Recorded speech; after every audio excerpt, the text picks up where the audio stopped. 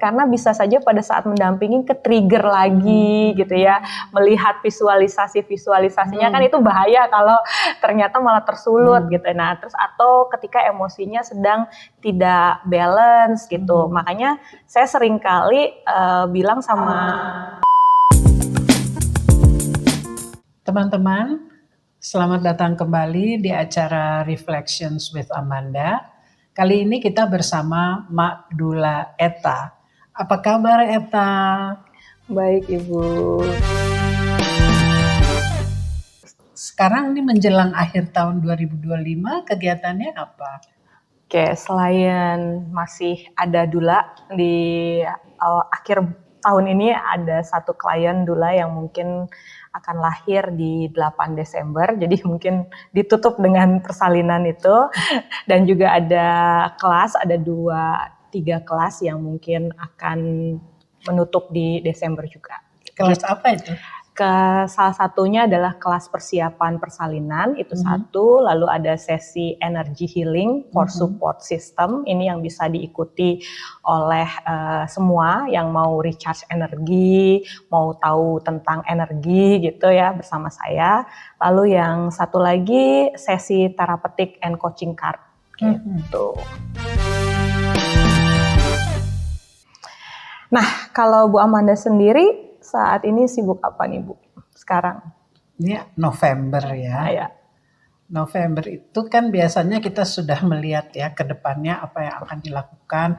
Mulai membuat refleksi, saya banyak menulis kolom dan juga menulis buku. Kira-kira tahun 2026 kalau kita berbicara tentang isu lingkungan hidup, bagaimana keadaannya. Jadi sibuk itu ya, mulai riset-riset itu.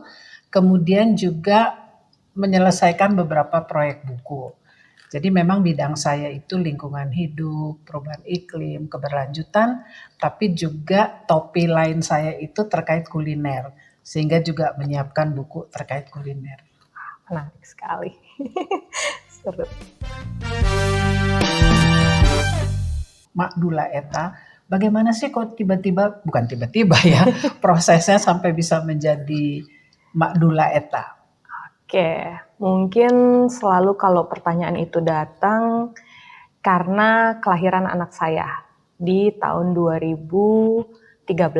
Jadi saya sama seperti ibu-ibu awal gitu ya, ibu-ibu yang misalnya hamil di anak pertama gitu, punya kecemasan dan kekhawatiran. Lalu saya coba mempersiapkan diri bersama pasangan saya.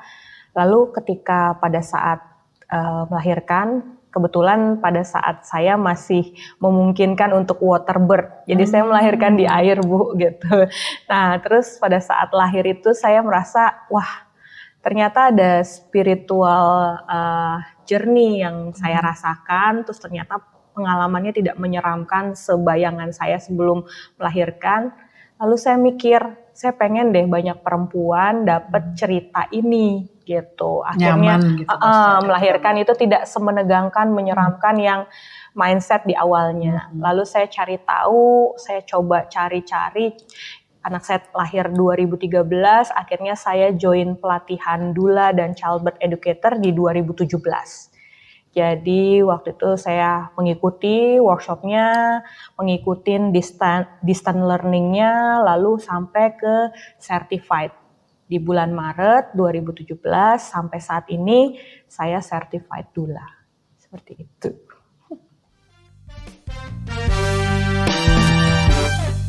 Bu Amanda kan dikenal sebagai pegiat harmoni bumi nih Bu. Kenapa Ibu menggunakan istilah itu dan bukan aktivis lingkungan nih Bu, seperti yang biasa saya dengar gitu ya? Ya. Saya merasa belum pantas gitu ya disebut sebagai aktivis. Mungkin karena dalam bidang saya, dalam pemahaman saya aktivis itu adalah seseorang yang militan dan lain sebagainya. Kegiatannya itu banyak menulis, banyak public outreach, dan kalau kita berbicara tentang lingkungan, perubahan iklim, keberlanjutan itu kan hampir segala hal gitu ya di bumi ini. Makanya saya merasa bahwa kita harus selaras, harus menyatu dengan alam yang beberapa kali saya katakan, dan saya tidak mau menyebut diri saya aktivis, tapi lebih lunak, jadi pegiat harmoni bumi. Oke. Mungkin Eta bisa cerita sebagai dula, pengalaman yang menurut Eta paling spiritual itu apakah ada kasusnya gitu? Nah, kalau saya jawab sebetulnya semua 40 sesi persalinan yang saya dampingi sebetulnya punya sisi spiritualnya sendiri gitu ya. Tapi saya pun baru sadar bahwa saya tuh bukan hanya mendampingi, melayani secara fisik itu sekitar di tahun 2021. Saya jadi baru datang dengan yang lebih besar gitu, misi saya bahwa saya sebagai dula adalah saya sebagai penyambut jiwa luhur ini. Jadi kalau dulu saya mikirnya klien saya adalah si ibu si bapak, tapi saya sekarang tuh mengalihkan gitu ya, itu yang saya jadikan klien utama itu adalah si bayi. Itu. Nah, jadi saya melihat gitu bahwa ternyata kelahiran kita lihatnya seperti kayak awal gitu ya. Nah, akhirnya ada di mana gitu ya. Oh, ada di death misalnya. Dan pada saat menjadi dula ini, dula kelahiran, saya juga sering bertanya sih. Saya sering ngobrol sama suami saya, kalau saya nanti pengalaman lagi ceritanya nggak bagus gimana ya, gitu ya. Saya agak ngeri, tapi ternyata beberapa tahun ini semesta mempersiapkan saya dan saya akhirnya melihat juga bahwa sisi yang sebelah sana gitu ya, yang kita biasanya agak sulit itu sebetulnya itu tidak menyeramkan juga. Jadi akhirnya saya juga berniat gitu ya ke jalur sana, dan menurut saya spiritualnya ketika saya melihat persalinan itu bukan hanya bayinya lahir, ternyata bahwa si orang tuanya juga menghargai kehidupan gitu ya. Jadi itu yang saya dapatkan. Nah, saya punya, kalau ibu udah nulis gitu ya secara formal, saya baru punya diary dula doang Bu, yang mungkin nanti suatu saat mau saya jadikan buku ya, untuk menceritakan cerita-cerita spiritual energi yang terjadi di buku diary saya itu. Dan biasanya dari setiap pengalaman itu saya mencatat pelajaran apa sih saya yang dapat dari persalinan si ibu ini. Mungkin memang rahimnya si ibu, tapi saya dapat apakah ada yang trigger di saya atau apa seperti itu. Jadi semua 40 itu punya message spiritual sih kalau diresapi. Jadi yang paling spiritual mungkin pertama kelahiran anak saya, lalu saya punya pengalaman juga kehilangan ibu yang saya dampingi. Tapi itu bukan komplikasi persalinan, itu saya sempat juga kayak ngerasa saya salah di mana melihat indikasinya. Tapi ternyata dalam perjalanan saya coba melakukan dalam meditasi dan doa, ya memang itu bukan salah saya gitu ya. Saya akhirnya ya udah seperti itu. Nah, sepanjang ibu mendalami isu lingkungan, apa ada isu tertentu yang menjadi perhatian lebih untuk ibu? Atau ibu memperlakukan semua isu lingkungan sama pentingnya? Tadi kita sempat bicara ya, kalau kita berbicara masalah lingkungan itu kan hampir semua gitu ya terkait. Tapi saya lebih senang dan lebih banyak perhatian itu saya fokuskan ke isu pangan. Pertanian, pangan, dan kuliner. Karena menyikapi isu lingkungan bisa dari situ. Jadi kan ada sampah makanan dan lain sebagainya, kita bisa sikapi, kita juga bisa lebih hemat energi dan lain sebagainya. Jadi saya fokus ke isu pangan, dan juga kalau kita bicara kuliner, semua orang seneng kan. Sering saya buat event-event terkait kuliner, senang diliput banyak media dan lain sebagainya. Bagaimana menyikapi masalah iklim melalui kuliner. Tapi kalau saya bicara yang teknis-teknis, jarang-jarang tuh diliput media. Ya. Jadi ya itu yang saya lakukan, itu fokus pada pangan dan juga menulis hal-hal terkait itu. Menarik. Nanti mungkin bisa Bu, kuliner untuk ibu hamil nanti. Iya, boleh juga, boleh juga, boleh juga. Apa Eta pernah memikirkan kalau tidak menjadi doula, profesinya jadi apa? Oke, kalau secara background pendidikan saya jadi pustakawan ya itu.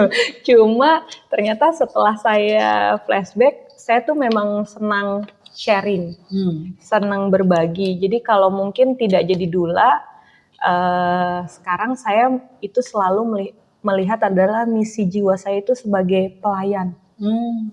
Jadi makanya kenapa saya lebih nyaman terjemahan dulanya pelayan perempuan. Jadi kalaupun nggak jadi melayani perempuan lagi gitu ya, pelayan jiwa. Jadi ya udah saya melayani orang-orang yang memerlukan gitu ya. Kalau dari sesi yang therapeutic card atau sesi-sesi modality saya lainnya adalah bertemu diri sejati. Jadi menemukan esensial diri gitu. Jadi kayak ya udah saya pelayan seperti pelayan gitu ya. Jadi kayak pelayan publik atau pelayan masyarakat, ya saya betul-betul melayani. Ternyata setelah saya perhatikan gitu ya dalam kegiatan komunitas atau apa, ketika saya bisa melayani dan pelayanan saya dirasakan bermanfaat bagi orang tuh saya happy Bu. Saya ngerasa kayak gunanya saya hadir di dunia ini ada gunanya gitu. Jadi saya ngerasa mungkin kalau nggak jadi doula ya pokoknya ya peran-peran atau pekerjaan yang sifatnya melayani. Tapi kan seorang doula atau seorang Eta kan memang perlu dilayani juga ya harusnya. Siapa yang melayani Eta? Saya bilangnya adalah setiap orang butuh support system. Support system itu bisa kita ciptakan. Nah, kalau yang utama mungkin itu adalah suami dan anak saya. Itu support system yang circle pertama lah. Tapi saya punya support system lainnya ya, yang kita bilang mungkin itu sahabat atau apa. Saya punya 2 orang sahabat yang biasanya kalau ada masalah apa-apa saya sambatnya sama dia lah.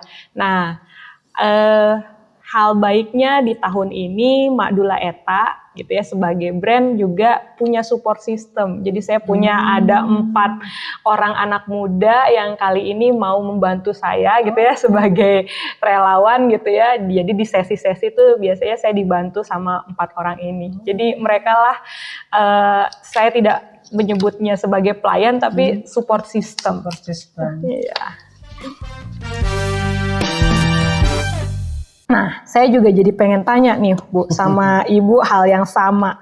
Kalau Ibu pernah kepikiran nggak kalau tidak mendalami isu lingkungan atau pangan tadi Ibu menjadi apa? Saya senang menulis, tapi makin intens menulis ini kira-kira 10 tahun terakhir. Dan saya juga sempat berpikir saya ingin jadi wartawan. Kok keinginannya telat gitu ya. Tapi saya juga ingin menulis novel. Jadi itu mungkin ya. Tapi saya juga penulis memoir, jadi pengalaman pribadi seseorang atau ke orang lain. Jadi bukan riwayat hidup dari lahir sampai berpulang ya, tapi ada momen-momen tertentu penggalan kehidupan yang itu ditulis gitu. Seperti kalau diri saya itu kan bergiat di bidang lingkungan, jadi saya juga buat memoir. Judulnya itu Dalam Dekapan Zaman, memoir seorang pegiat harmoni bumi. Nah, di situ saya cerita 50 tahun pengalaman saya. Tapi sayangnya saya nggak punya diary. Kalau Mbak Eta tuh nanti bukunya pasti jadi bagus. Terima kasih. Kalau mendengar pengalaman Eta, pasti Mak Dula Eta pasti banyak deh yang tertarik ingin menjadi dula. Pesannya apa Bu untuk mereka yang punya aspirasi menjadi dula? Oke, khusus kalau mau menjadi berdula gitu ya, atau mau jadi dula karena sebetulnya dula ini secara umum tuh juga berkembang gitu ya. Nah, yang pasti selalu saya bilangnya ini harus datang dari calling, panggilan karena sebetulnya profesi ini tuh ya memang menyenangkan ya. Kalau buat saya besarnya tuh menyenangkan gitu ya. Kayak 90%-nya tuh menyenangkan. Tapi 10%-nya itu kita harus sudah selesai sebetulnya sama diri kita.